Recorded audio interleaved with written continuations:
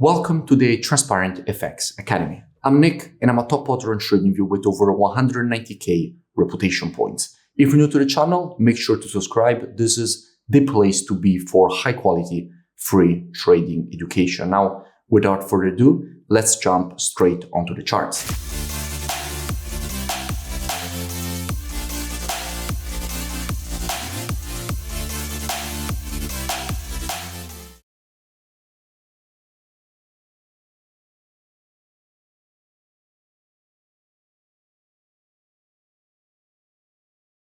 In this video, I will be speaking about USDCAD. Now, as usual, to keep the video as educational as possible, first I will be covering the technical aspect for this market. Then we will be moving to the order flow by looking at the commitment of traders, so the COT data, so essentially what hedge funds and the big players in the market are doing and how they're moving their orders. And by the end of the video, by using the combination of these two different types of analysis, we will try to understand where we have the highest probabilities for the next potential move here for this pair. Now, starting here from the monthly time frame, what we can see is that we have a market which at the moment from a monthly standpoint is a range bound market. We have the top of the range here and we have the bottom of the range here. In fact, this zone has been acting as resistance starting from this level, again respected here and again here, and every time the market got rejected to the downside. And we can see how this zone here, from which this move to the upside was created, has been acting as support, preceding all these rejections to the upside. So until the market will remain trapped in between this resistance and support, we could simply expect more horizontal price action since we have a range-bound market in between these two levels. Now, the last test of the range was here at the bottom. This means that essentially we could expect from here a bit more bullish price action for the market to go for a test of the high of the range. So on the monthly, clearly we are range bound. The last test was at the bottom of the range, so the next one could very well be a test of the high of the range. Dropping down on the weekly time frame, what do we see?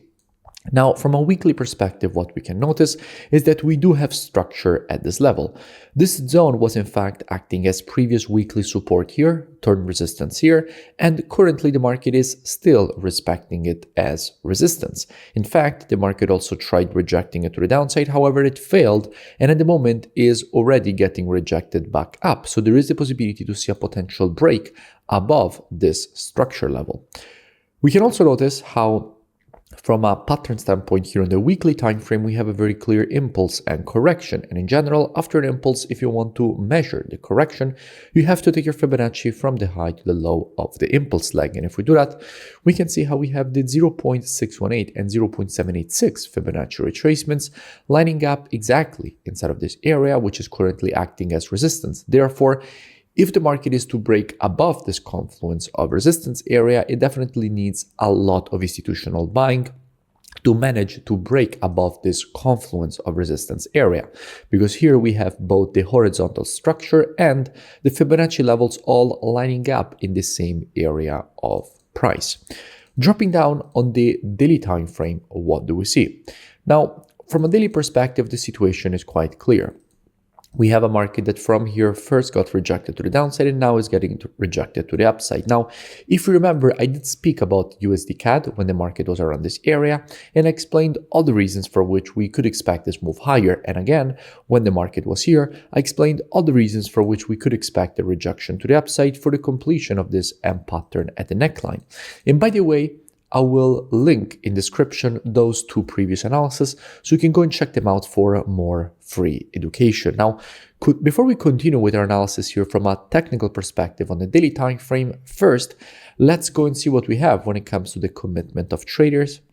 So the COT data, so essentially what hedge funds and the big players in the market are doing and how they're moving their orders. Now, looking at the data for the CAD, what we must notice is that with the last report, once again, net positions have started getting increased. We went in fact from having minus 13.3k net positions, and now we went to minus 8.4k net positions. However, it is also important to keep in mind that in the long run, we had not only a small increase, but a quite big increase in net positions, going from minus 70.4k net positions to minus 8.4k net positions. However, at the same time, we have already seen how that increase of the net positions has come with a quite strong bearish trend on USD-CAD. So it seems like at this point, there is a higher probability of getting some profit taking on all this move to the downside. Now, why do I say profit taking? Because all currencies on the spot are traded against the USD.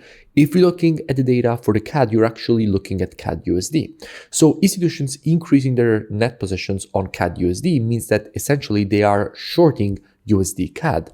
So now that they have shorted USD CAD and the market has created a move lower, it could easily be that now they are in a profit taking phase and then they will switch back to longing USD CAD, which means that we would start to see net positions once again start to decrease, because a decrease of net positions makes USD CAD stronger, because a weakening CAD makes USD CAD stronger.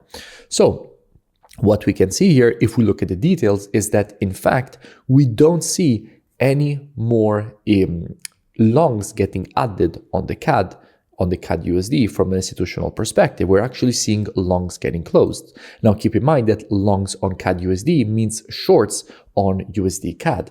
So they have been taking profits, in fact, on their shorts after this move to the downside. And in fact, the market is currently trending higher. And it should only be a matter of time before we start to see shorts getting added, means longs added on USD CAD. So everything starts to align for more potential bullish price action here for USD CAD. The problem is the resistance zone that we have from a daily perspective at this area. So until the market will remain below this level, it can easily be rejected to the downside, because we don't even see yet institutional longing of USD CAD. However, if we get a break above this level, that is where things get interesting, because if we get a break on the retest of this previous resistance turn support, that is where we have very good probabilities of seeing more institutional longing of USD CAD, which at that point would further increase the probabilities of a potential move higher away from this level. So if we get this break on the retest, what I would expect in a situation like this? Well, as usual, trading is reactive and not predictive. The monthly, weekly, and daily timeframes combined with the COT data, those are the best timeframes from a directional perspective. However, when it comes to identifying early shifts in a trend of a market, the best timeframes for that are the intraday timeframes, so 4 hour and lower.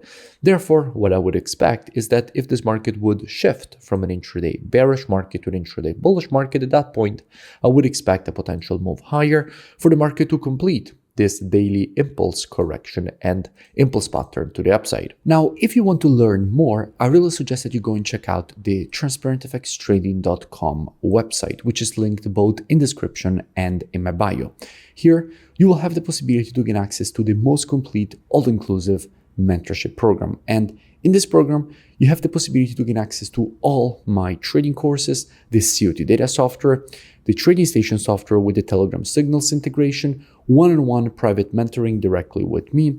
And if you continue to scroll down on the website past the testimonials, you will see that you have the possibility to join and gain automatically access with the email and password that you will create during the registration process. So I really suggest to go and check it out as soon as possible. The link is both in description and in my bio, and I will see you in it. If you enjoyed the video, make sure to drop a like, and also let me know in the comments below for any new pairs or topics that you would like me to cover in my next videos. And I will see you in my next breakdown.